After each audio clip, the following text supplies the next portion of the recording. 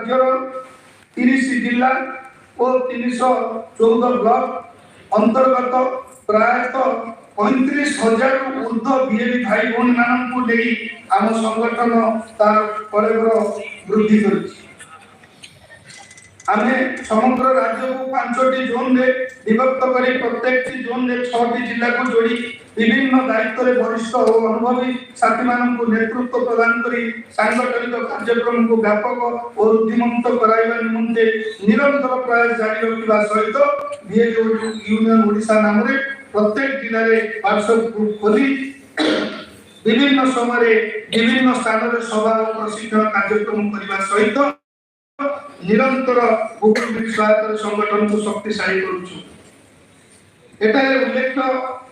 करिबा उचित जे हेबो जे राज्यर अगणित बीएडी भाई भौणी एवं तांको परिवार जन जेतेबेले जदि राज्यर राजधानी भुवनेश्वर को जे कोन समय आसुछंती तेबे रात्रि रहणी लागि वर्तमान बाजार दर समस्त को हतबाक करिबा सहित दिशा शून्य करि देछि। एणु आमे विचार विमर्श करी एक बीएडी भवन लोकार्पण करिवार स्वप्न आमची अविश्रांत उद्यम कला करे आज ताहा साकार हेछि। एही भवन आम समस्तक लागि आपाद आश्रयस्थल भाव सेवारे समर्पित होला। आज आम समस्तक लागि एक गौरवर मुहूर्त और सुवर्णमय बोली आमे अनुभव करूछु। समग्र राज्यर बीएडी मानन को सर्वप्रथम बंधु मिलन बा गीत उत्सव पुण्य अवसर हमको आत्मविभोर करबा सहित आउरी सशक्त और साहित्य ढंग रे आमे संगठन को सर्वव्यापी करबा लागि दृढ़ संकल्प नेबा पई हमको खुराक जोगाई छी। शेषरे एतिकी कहिबी आम संगठन आमरी मान आसरे करबा परिवर्तन। धन्यवाद।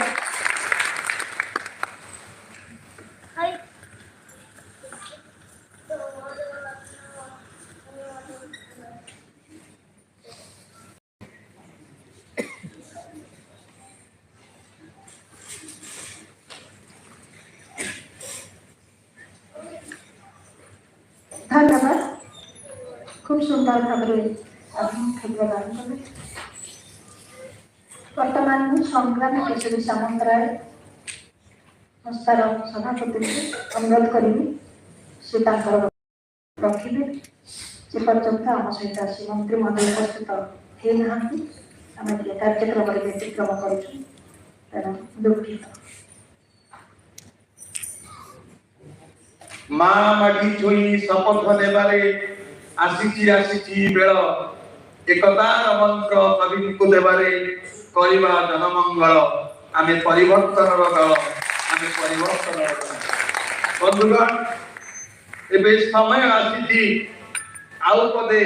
आगेबार आशा नहीं हमको समग्र ओडिशा रे अगणित बीएडी भाई भौणी निरंतर भाव रे जे भरी निजर सबु समय को समर्पित करी साधारण लोकंक हित पई सरकार सबु जन कल्याणकारी योजना को सफल रूपायन देवारे सिद्धहस्त से सुभद्रा योजना हो बा आयुष्मान योजना सबु मुहूर्त रे बीएडी माने साथी रे।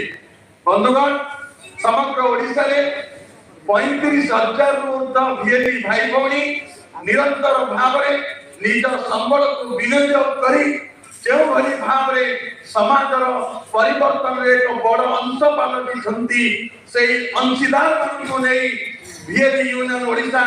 आगामी दिन रे एक बड़ स्वप्न। बंधुगण आम पाखरे आमको आशीर्वाद देवा पई आम गहन रे आमर परामर्श मंडली एक सशक्त परामर्श मंडली जो माने ओडिशा रे निज निज स्थान रे एते महिमा मंडित जेते कहिबे कि कम हबो। बंधुगण आमे बहुत गर्वित आम सहित केदार रंजीत सार अछंती जे प्रति मुहूर्त रे हमको परामर्श दे तालीम दउछंती के भई भाव रे क्रांतिकारी ढंग रे आमे ओडिसा परिवर्तन करिबा। आपण माननकु सूचना देबा को मध्य कुंठाबोध करिबि नाही। आउ जने परामर्शदाता दे मोर बड़ भाई भिखारी भाई अछंती मंच रे जे कि प्रति मुहूर्त रे बीएडी यूनियन साथी रे ढाल भली छिड़ा होई हम को सहयोग करुछंती से आर्थिक स्तर रे हो मानसिक स्तर रे हो बा आंदोलनात्मक स्तर रे हो तांको पाखरे बसचंती मोर आउ जने अति प्रिय बंधु मुरबी बड़ भाई तथा भिएबी यूनियन ओडिशा रो जने परामर्शदाता श्रीयुक्त अजय सार महोदय जे कि जने पेशारे शिक्षक और निशाले कवि लेखक किंतु से कृति परे भी भिएबी यूनियन ओडिशा से जने सुंदर मनीष जे समाज सामग्रिक विकास पाई निरंतर सहयोग हाथ आम ऊपर रखिछंती तांको सहित आउ जने बंधु को कहबी जेते डाकिले भी से मंच को आसिलेनी मोर बंधु बड़ भाई आम शुभचिंतक संगठन आउ जने परामर्शदाता युवराज भाई मंच रे तळे बसिछन आसिलेनी प्रति मुहूर्त रे डिजिटल ट्रेनिंग दबारे सिद्धस्त मनीष युवराज भाई से हमको एई बड़ी अनेक ट्रेनिंग दउछंती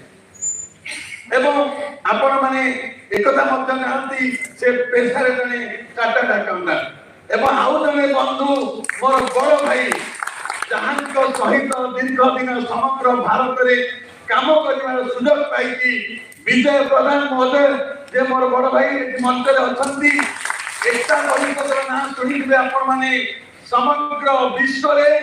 सत्य शांति अहिंसा मार्ग रे सर्वद अंतर्दय सर्वोदय स्थापन पाई निरंतर भाव रे जो महामानव श्रीयुक्त राजगोपाल पीवी तांको नेतृत्व रे सारा विश्व रे अहिंसा आंदोलन चली तांकरी सहित साथी होई ओडिशा नेतृत्व नउत हमर बड़ भाई विजय भाई आम सहित सब समय रे अछंती